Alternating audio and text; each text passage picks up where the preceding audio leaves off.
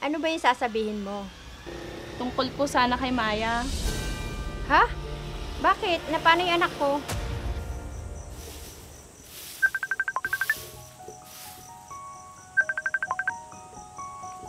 Oh, hello sis. Bakit napatawag ka? Hello sis, asan ka? Andito lang sa amin, nagwawalis. Samahan mo naman ako dito sa tambayan. Mag-inom tayo. O sige, magbibihis lang ako. Pupunta na din ako dyan. Sige sis, bilisan mo ah. O sige sis, bye.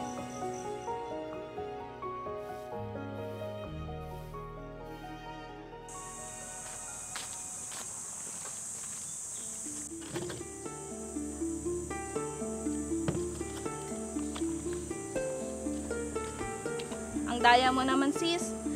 Nalamangan mo na ako ha. Nakarami ka na ata. Hindi naman sis.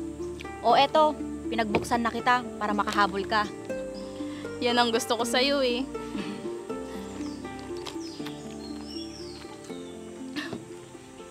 Teka, may problema ka ba?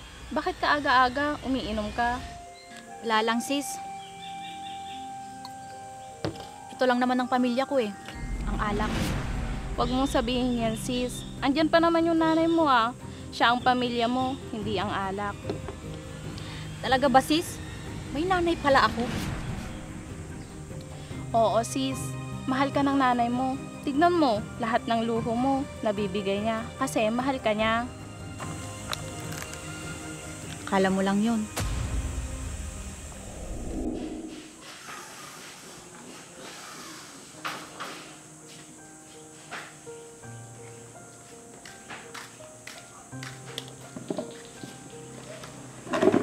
Maya anak, kumain ka na ha. Nakapaghanda na ako ng pagkain dun sa loob. Pasensya ka na kung hindi kita masamahan. Bakit, Nay? Saan po kayo pupunta? Magtatrabaho muna ako para may pera si nanay.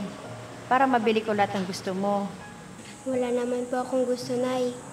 Ang gusto ko po, makasama ko po kayo. Pero anak, kung di ako magtatrabaho, wala tayong pambili ng laruan mo tulad nito.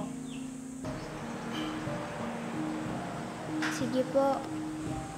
Sige, aalis na ako. Huwag mo kalimutan kumain sa tamang oras ha. At huwag kang lalabas ng bahay. Mahal na mahal ka ni nanay. Nay, uwi po kayo na maaga, ha? Oo naman anak. Babalik agad ako. Sige, aalis na ako. Lagi na lang walang oras sa akin si Nanay. Subukan ko kayong sundan.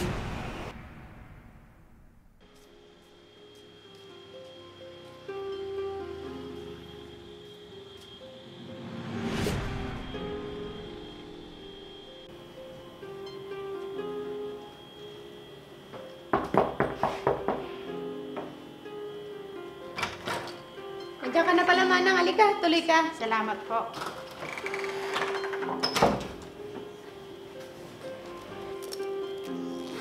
Siya nga pala, Manang. Ikaw na bahala kay Amy. Papasok na ako. Okay lang po. Sige, Manang. Alis na po ako. Amy, maiwan ka muna kay Nana, ah.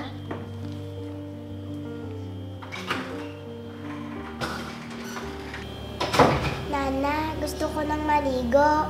Sige, sandali lang. Kukunin ko yung tuwalya mo.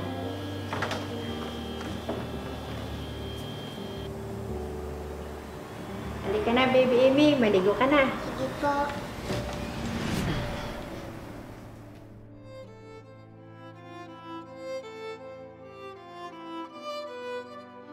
Sana ako yung karga-karga ni Nanay. Sana ako na lang yung pinapaliguan niya.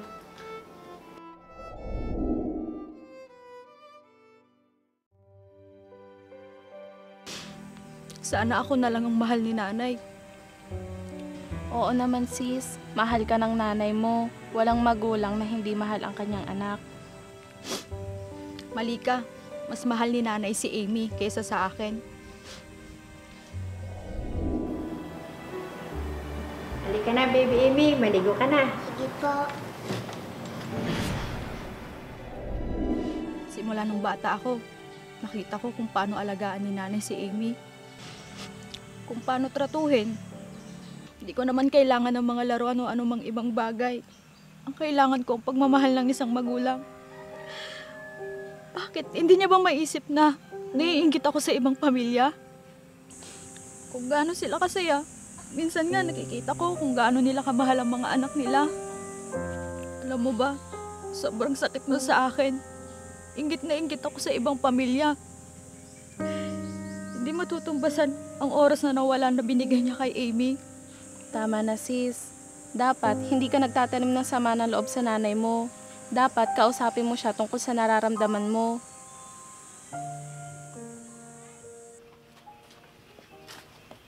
Sige na sis, magpahinga ka na. Kausapin mo na lang yung nanay mo. Salamat sis sa pakikinig ng saloobin ko. Sobrang bigat na kasi. Walang anuman. Kaibigan kita. Handa akong makinig kahit ano pa yan. Sige, mag-iingat ka. Sige, mag-chat ka na lang ha.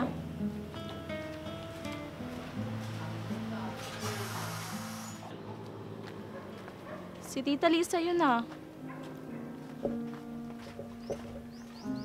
Tita Lisa, O Iha, saan ka galing? salamat Panginoon at binigyan mo ako ng pagkakataon para makausap si Tita Lisa. Tita Lisa, mabuti na lang at nakita po kita. Pwede po ba kitang makausap? Oo naman. Halika, upo muna tayo. Ano ba yung sasabihin mo? Tungkol po sana kay Maya. Ha? Bakit? Na paano yung anak ko? Kanina po kasi, pinapunta niya ako sa tambayan.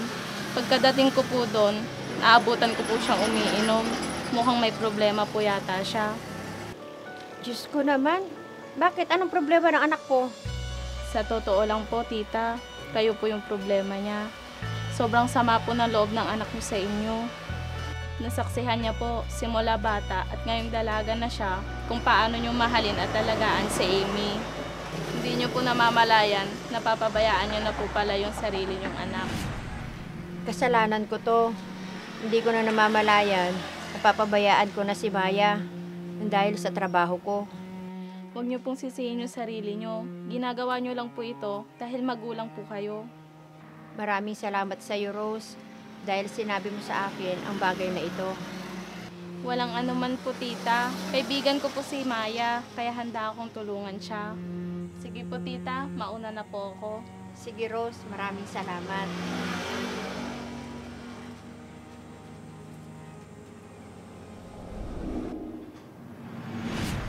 Ang bango naman ng baby ko. At ang ganda pa.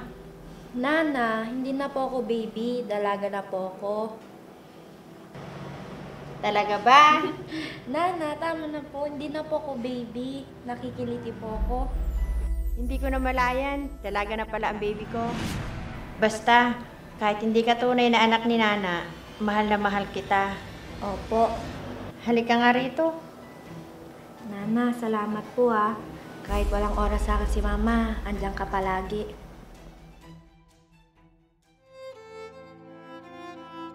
Oo, marami kang hindi namalayan. Hindi mo namalayang sobrang sama na ng loob ko sa'yo. Ako ang anak mo pero siya ang mas inaalagaan mo. Siya ang mas inaasikaso mo. Mas minahal mo siya kaysa sa akin.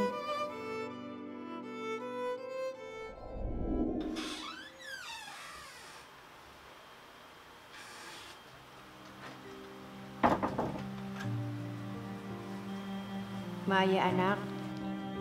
Patawarin mo ako.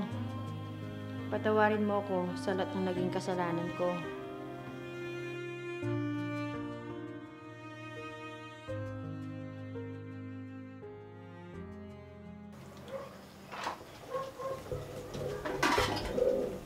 O anak, gising ka na pala. Nakapagluto na ako ng pagkain mo. Gusto mo sabay na tayong kumain? Hindi na, nawalan na po ako ng gana. Sige po, kayo na lang po ang kumain.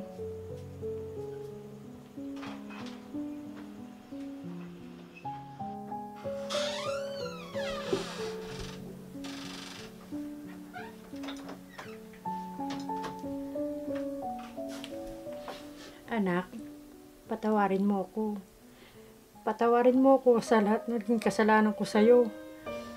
Buti na lang nasabi sa akin lahat ni Rose. Lahat ng sama ng loob mo. Alam mo, Nay, hindi ko naman ninais na magkaroon ako ng anumang bagay. Ang gusto ko lang po, ay yung kayo. Yung pagmamahal nyo, yung pag-aalaga mo. Dapat ako yung inaasikaso mo, Nay. Hindi yung ibang tao. Alam mo, Nay, saksi ako at kita ko kung paano nyo alagaan at asikasuhin si Amy. Sobrang sakit sa akin yun, Nay. Pinapatay ako ng selos, Nay. Sobrang sakit ng nararamdaman ko. Alam mo ba yung pagkukulang na hinahanap ko sa inyo? Sa iba nyo binibigay. Ano bang dapat kong gawin, Nay? Kailangan ko bang bilhin yung oras nyo?